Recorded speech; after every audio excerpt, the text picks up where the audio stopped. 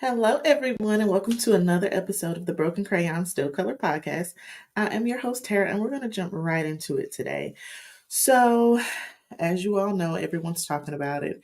Bridgerton finally released season three, well, 4 episodes of season three um, in May, and it has everyone in a whole frenzy. One, because it was only 4 episodes that dropped, and two, because of what actually happened in the episode. And so, if you haven't seen Bridgerton, the start of season three, I would advise you not to listen to the podcast today until you've seen it so that you can, of course, have your own opinion about it. But I watched it, and much like everybody else, I was very surprised by how it ended. Um, I have my thoughts on how it ended, but I first want to start by saying that when it first ended how it did, I was like, oh my God, like Colin did that. Like, whoa, didn't see that coming. And then I squinted and was like, now wait a minute. Because I immediately remembered what happened in season two and how he kind of was talking about her to his friends and basically was like, I'll never, court Penelope Featherington. Something to that extent, anyway.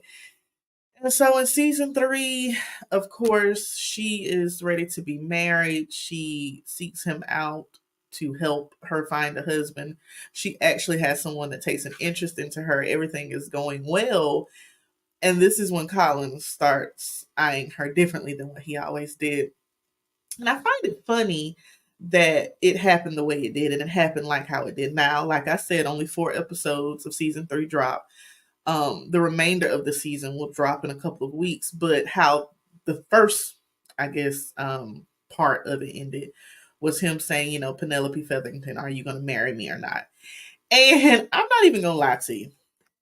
I'm going to keep it straight with you. As I thought about it more, I got angry because why is it that she had to, of course, become confident in herself? She changed her hair. She then decides, I want to be married. Not what you find, help me find a husband. He goes through all of this. She actually has someone show her interest, Lord Devlin. Things are going fine. And then this is when this scrub decides that, oh, I might like her. Not to mention that she had to ask him for a kiss. Like, we're not even going to mention that, at this second. But I thought about it and it made me feel some type of way because this is the same behavior that I remember happening in the Parkers. And if you watch the Parkers, you know that Nikki Parker was in love with Professor Ogilvy and he never wanted to date her, wasn't attracted to her, in all essence, was very disrespectful, very rude to her. And then I think the last episode of the Parkers, she is at a wedding getting married to somebody else. And this is when he magically realizes, oh my God, I love Nikki Parker. And she goes with it. And I'm just like, you know what? I'm not okay with that. Why is it that the person has to move on, take their attention off you, put their attention on somebody else, and automatically after that they become appealing to you? I don't agree with that narrative. Which is why today's episode is going to be entitled Table Talk. Now, this just us talking. All right. I'm a friend. Y'all are friends of mine. I'm auntie, right? Y'all nieces and nephews, some of y'all sisters and brothers. Um, how do I say this delicately? No, ma'am. No, sir. What we're not going to do, and what we're not going to teach the next generation is okay, you pursue this person for a long time. Then when you stop pursuing them and pursue someone else, they're going to come to you and you automatically fall for it. You automatically go with them. No, no one should have to feel like, first of all, that they are putting so much effort in pursuing you and you're being disrespectful, you're being rude, you're being dismissive. And then they're obligated to then accept you when you decide you want them. I said it in a post earlier. You're no one's second option. You're no one's item to put on a shelf for later. That's not how this love thing goes. Now, I've been married for 8 years, so I haven't been married very long. I've been told in married years that's not very long. Hey, I get it. I completely understand. I've known people that have been married 40, 50 years. No, I haven't been married long. At the end of the day, I'm still learning this. Have I learned everything there is to learn about it? No, I'll let you guys know when I do, but I'm starting to think I never will.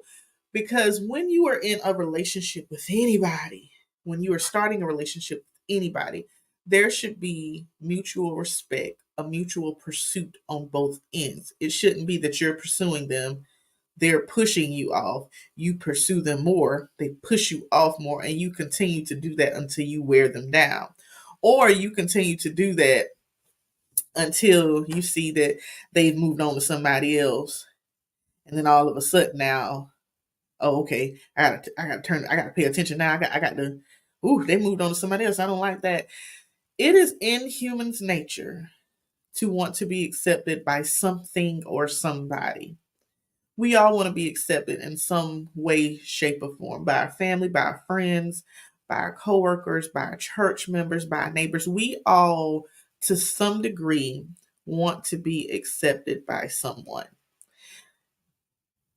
Referring back to Bridgerton, with Penelope Featherton, she didn't really have a group. She didn't have a clique. She didn't have anyone that truly accepted her. Her sisters didn't accept her.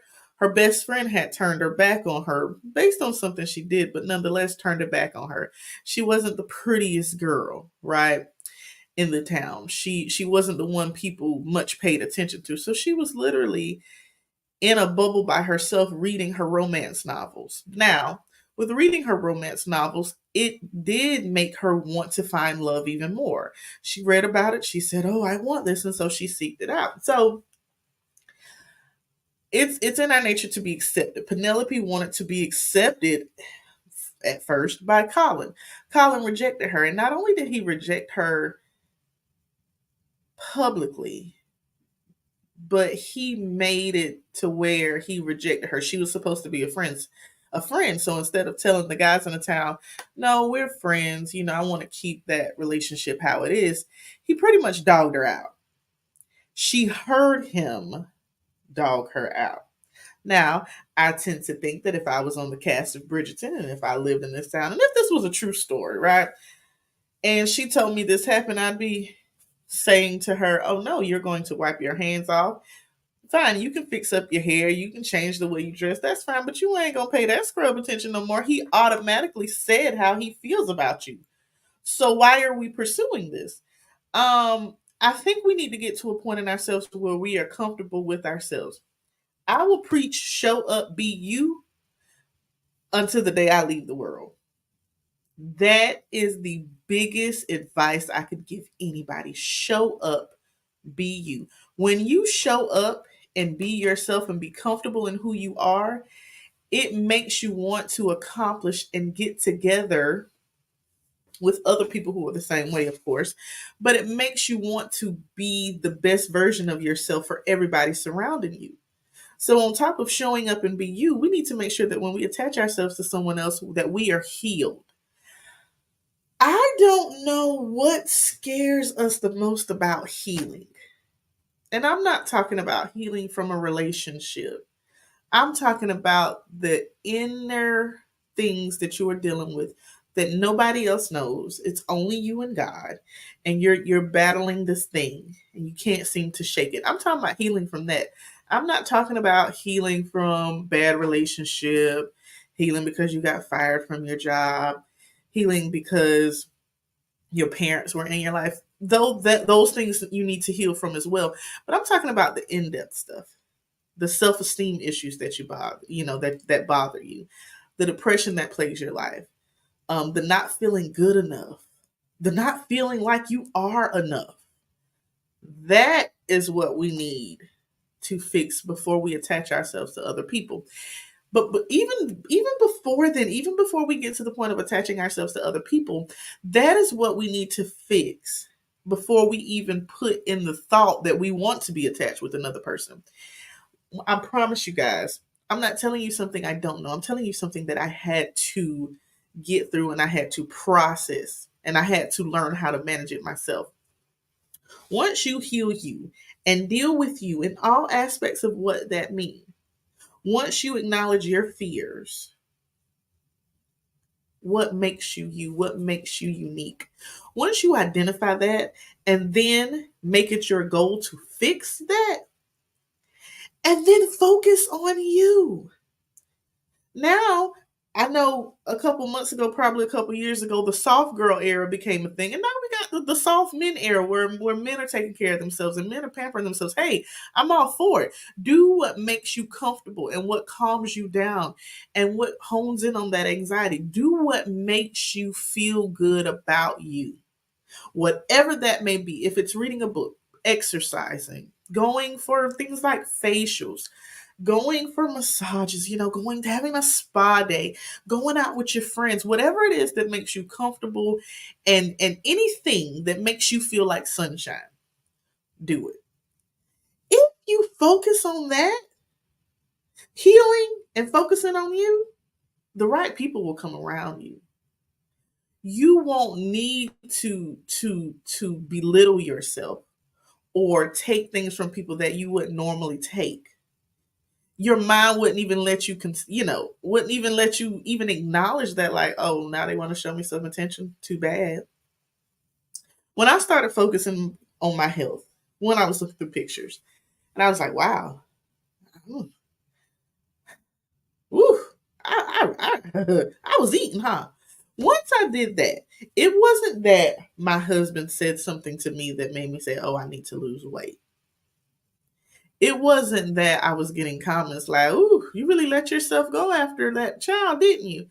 It was me acknowledging the fact that I need to do something different. Once I focused on that, now full disclaimer, I've been a little slack lately. I'm not even gonna sit here and lie to you. It's the summertime and I've been a little happy, so I've been doing a little more than usual. But we are going to get back on it. But I digress. Once I started doing that, I was able to handle things around me that I wouldn't have been able to handle anyway. So it wasn't the connection so much.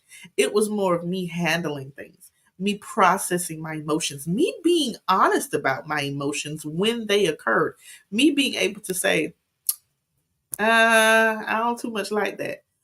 When I started focusing on myself, my no's, I was more comfortable in those. I was more comfortable in telling somebody, no, not today. No, I really don't feel like doing that. No, I don't want to eat that today. No, I don't want to go there. No, I don't want to be a part of that. I was more comfortable in saying that. I think what we need to put out in the world and put out in the atmosphere and put out to our friends, our coworkers, our neighbors, our siblings, whoever's around you is that healing is not for anybody else but yourself. However, it can affect the people around you. I am a firm believer that if Penelope Featherington had healed all this trauma and guilt and low self-esteem, not feeling seen, and all this stuff, I am almost sure that if she would have really honed in on that, it's not that she wouldn't have wanted to get married. Don't want to put that out there. She still wanted to be married, but she would have been able to say, you know what? I'm gonna just sit back. I'm gonna just hang out. I'm not gonna change myself for anybody. I'm not gonna be somebody different to get the approval of society. I'm gonna be who I am in my God given talent, and whatever happens, happens. I don't know what's going to happen in the second section or second half of Bridgerton season 3. We're gonna watch it together, and then I'll come back and we're gonna rant some more about it. But what I do know is my hope and my prayer is that the people around me, the people that listen to me, the people that watch me, see that I am just. It's not that I'm carefree. I don't want to make that the what I put out. I have a lot of cares.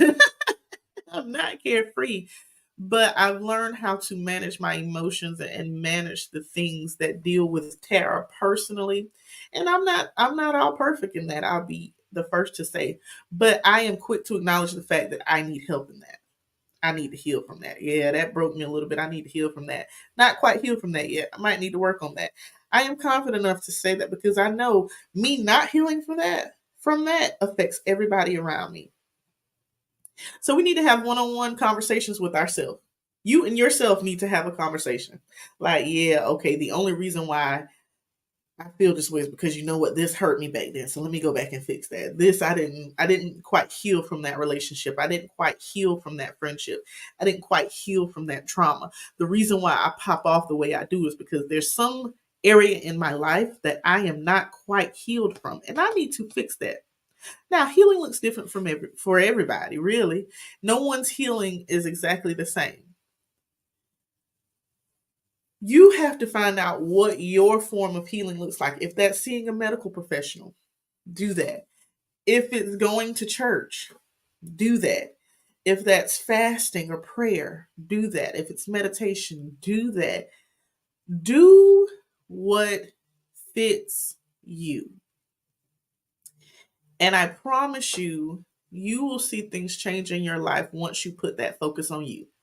Put the focus internally for a while. And this is not anything selfish, but put the focus on you for a while. And you will externally see things manifest in your life that wouldn't have manifested otherwise. But because you put the focus on you, was honest with yourself, and then did something about it, you will see how really didn't mean to make the spiritual, but since we're here, you will physically see how God will start shifting and moving things in your life because you said, you know what, I want to do better for me. There's something in me that's not right. I need to fix it. I'm lashing out at people. I'm angry. I'm crying for no reason. I zone out at times. Sometimes I don't want to be bothered. That is all attached to something internally. I like to say that I'm an introvert. I am actually. I'm an introvert with extroverted qualities. So I can be in a crowd, but after a while, energy is draining. I need to go back in my bubble and recharge, and then I can come back out again, right? But even then, whether you're introvert or extrovert, whatever it may be, whatever you're comfortable with, if you fix what needs to be fixed in you, no matter which category you fall in, you will still be able to make a difference. And that's the goal at the end of the day, right? We all want to leave something here for the next generation. We all want to leave something here for our kids. We all want to leave something here for the people who we may never meet, but somehow will hear about us throughout the years. And I think one of those things outside of wealth, outside of materialistic things, let's leave the notion that healing is okay. It's okay to heal from it. We don't need it as a crutch anymore. We've been using it as a crutch too long. We don't need that as a crutch anymore. Let it go. Heal from it, bury it, never go back to it. So,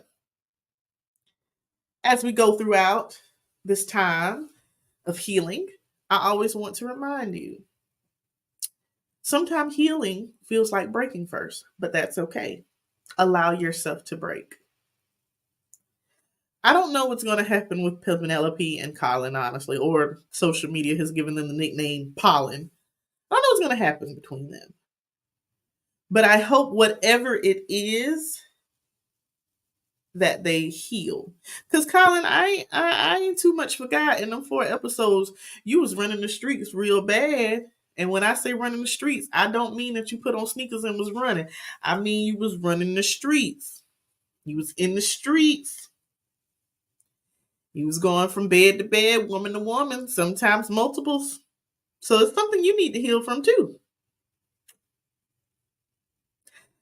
Well, I hope you guys enjoyed the podcast for today with my table talk. I hope to see you guys soon. And remember, show up, be you always. I'll see you guys next time.